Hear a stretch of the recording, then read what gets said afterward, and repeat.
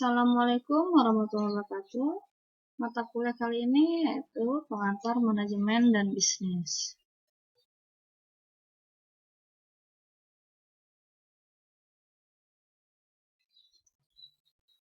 Materi yang akan kita bahas, lembaga keuangan.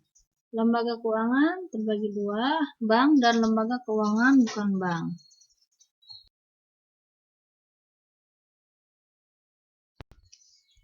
Bank adalah badan usaha yang kegiatannya menghimpun dana dari masyarakat dalam bentuk simpanan dan menyalurkannya kepada masyarakat dalam bentuk kredit guna meningkatkan taraf hidup masyarakat. Jadi fungsinya bank adalah untuk menghimpun dana dari masyarakat dalam bentuk simpanan dan menyalurkannya kembali kepada masyarakat dalam bentuk pinjaman.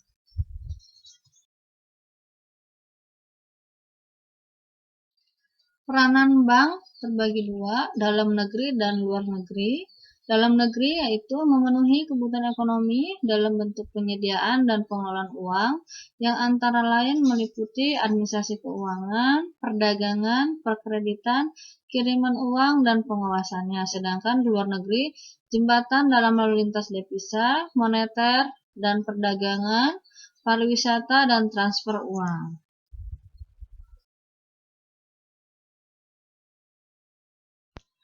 Lembaga keuangan bukan bank merupakan badan yang melakukan kegiatan di bidang keuangan yang secara langsung atau tidak langsung menghimpun serta memberikan pinjaman jangka menengah 1-5 tahun dan jangka panjang.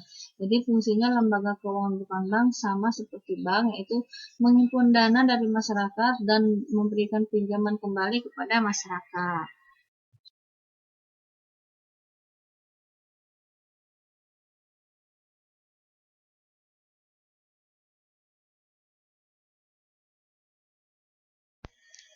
Jenis-jenis lembaga keuangan bukan bank: 1. Sewa guna usaha atau leasing. 2. Lembaga pembiayaan konsumen. 3. Kartu kredit. 4. Pialang saham.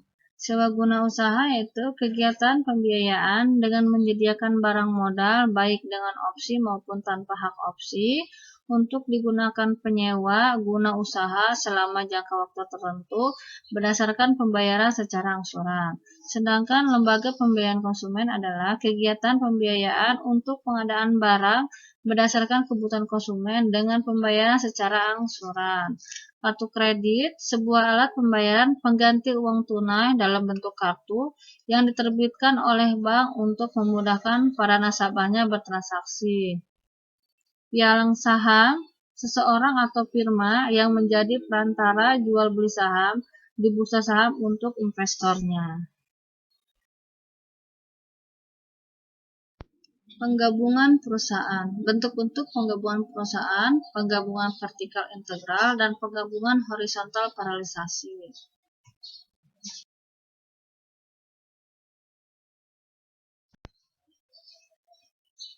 Penggabungan vertikal integral merupakan bentuk penggabungan antar perusahaan yang dalam kegiatannya memiliki tahapan produksi berbeda. Contohnya di sini ada perusahaan, ada supplier, ada produsen bahan baku. Jadi ini adalah turun ke bawah dari perusahaan, supplier, dan produsen bahan baku. Atau juga ada perusahaan, ada distributor, dan ada konsumen. Tujuannya untuk kesinambungan perolehan pasokan bahan baku dengan kuantitas dan kualitas yang terjamin. Terus untuk mengendalikan pasar barang jadi dalam hal pasokan, kualitas, dan harga.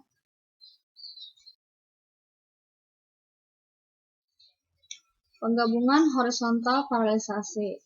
Bentuk penggabungan antara dua atau lebih perusahaan yang bekerja pada jalur atau tingkat yang sama. Penggabungan ini bisa jadi bentuk aliansi strategi atau untuk menekan persaingan.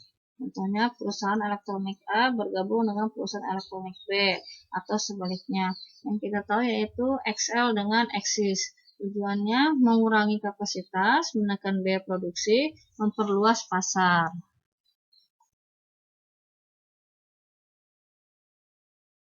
Istilah-istilah lain dalam penggabungan perusahaan: 1. Ada holding company, ada kartel, ada joint venture, ada trade association, ada akuisisi. Nanti kita akan bahas di slide selanjutnya.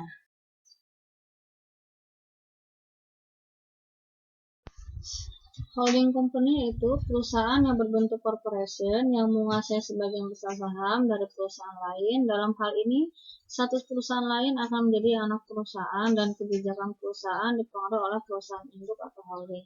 Jadi, anak perusahaan dipengaruhi oleh perusahaan induk, di mana manajemennya mengikuti perusahaan induknya.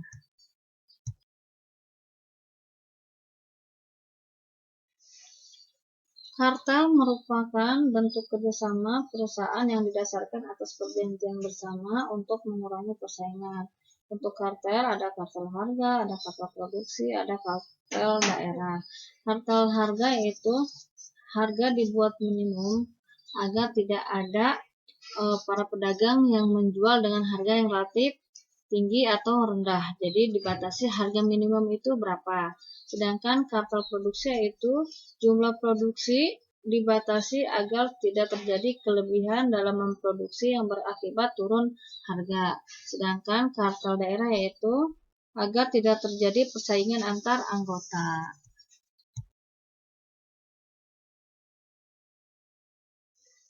Joint venture adalah perusahaan baru yang didirikan atas dasar kerjasama antara beberapa perusahaan yang berdiri sendiri. Jadi joint venture yang tadinya perusahaan tersebut berdiri sendiri, mereka melakukan kerjasama untuk penggabungan perusahaan baru.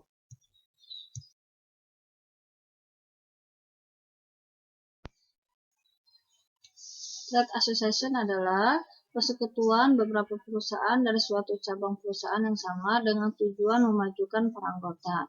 Jadi trade association adalah perusahaan cabang yang sama, mereka melakukan persekutuan dengan tujuan memajukan para anggotanya.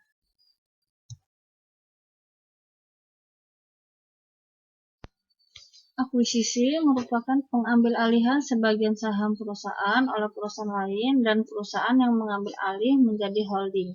Sedangkan perusahaan yang diambil alih menjadi anak perusahaan. Akuisisi jadi di sini yang tadinya perusahaan tersebut berdiri sendiri karena terjadi sesuatu hal atau mengalami kebangkrutan, maka sahamnya dibeli oleh perusahaan besar. Setelah itu, semua peraturan manajemen menginduk kepada perusahaan si holding atau perusahaan yang membeli saham tersebut.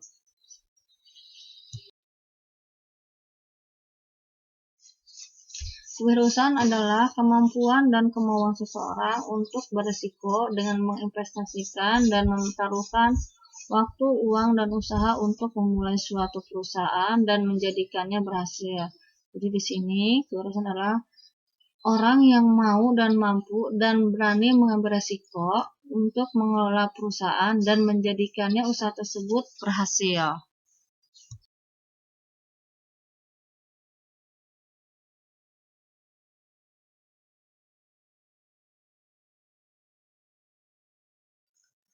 Unsur-unsur penting yang dibutuhkan seorang wirausahawan untuk berhasil: 1. Unsur pengetahuan, tingkat penalaran yang dimiliki seseorang. 2. Unsur keterampilan, diperoleh melalui latihan dan pengalaman kerja nyata.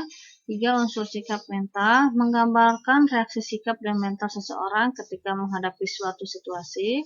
4. Unsur kewaspadaan, merupakan paduan antara unsur pengetahuan dan sikap mental dalam menghadapi keadaan di masa yang akan datang. Jadi dengan unsur-unsur penting ini, wirausahaan akan berhasil melakukan usahanya tersebut, karena unsur pengetahuan begitu penting, begitu juga keterampilan, sikap mental, dan kewaspadaan.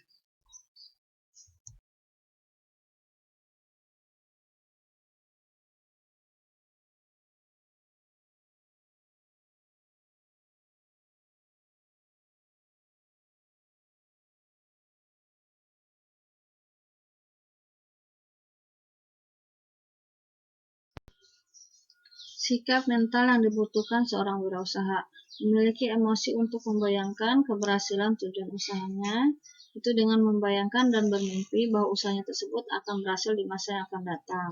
Berani mengambil resiko, dia tidak takut menanggung resiko. Gigih dalam berusaha, dia terus berusaha dalam menjalankan usahanya, bersemangat gesit dalam usahanya, percaya pada diri sendiri bahwa usaha tersebut akan sukses, berusaha meningkatkan pengetahuannya dengan terus belajar, memiliki kemampuan untuk memimpin, inovator, yaitu memperkenalkan gagasan metode yang baru.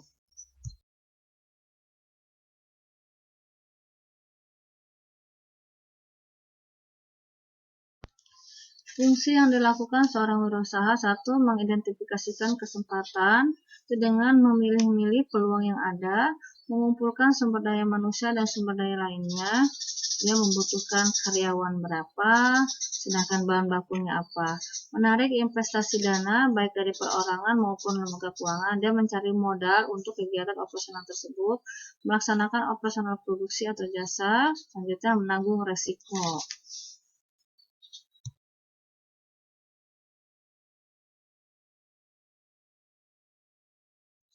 Kewirausahaan dapat dimulai melalui beberapa cara. 1. Meneruskan usaha orang tua. 2. Membeli perusahaan yang telah dibangun. 3. Memulai sendiri perusahaan baru. 4. Membeli hak lisensi.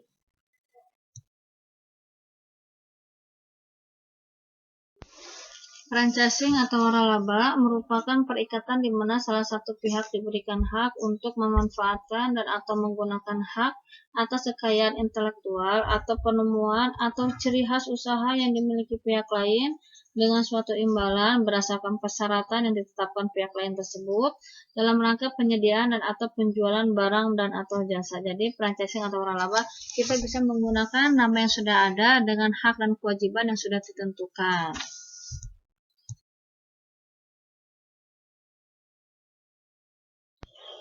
Franchisor dan franchise. Franchisor itu pihak yang menjual lisensi, franchise pihak yang membeli lisensi.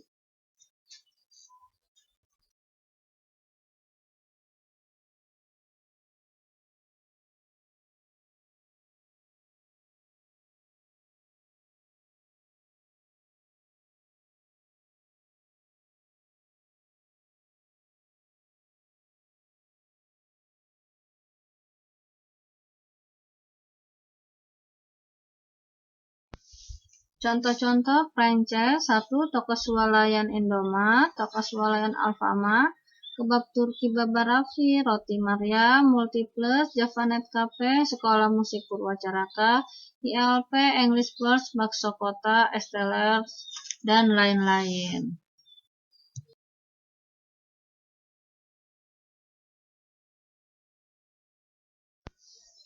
Keuntungan franchising yaitu pengalaman dan faktor sukses karena usaha yang sudah ada, brand dan reputasi, merek yang sudah ada, standarisasi mutu, bantuan manajemen dan teknik, perlindungan wilayah, memperoleh manfaat market research dan produk development, sistem operasional terstandar, risiko gagal lebih kecil.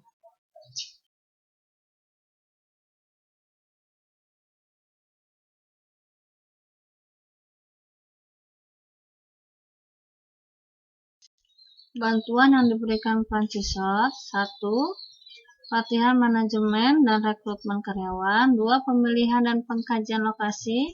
3. Rancangan fasilitas dan rencana bangunan. 4. Dukungan promosi. 5. Spesifikasi peralatan produk. 6. Bantuan pada pembukaan franchise. 7. Monitoring. Jadi dengan kita melakukan franchise atau waralaba tersebut, kita diberikan kemudahan dalam kegiatan usaha. Demikianlah materi kali ini. Saya ucapkan terima kasih. Assalamualaikum warahmatullahi wabarakatuh.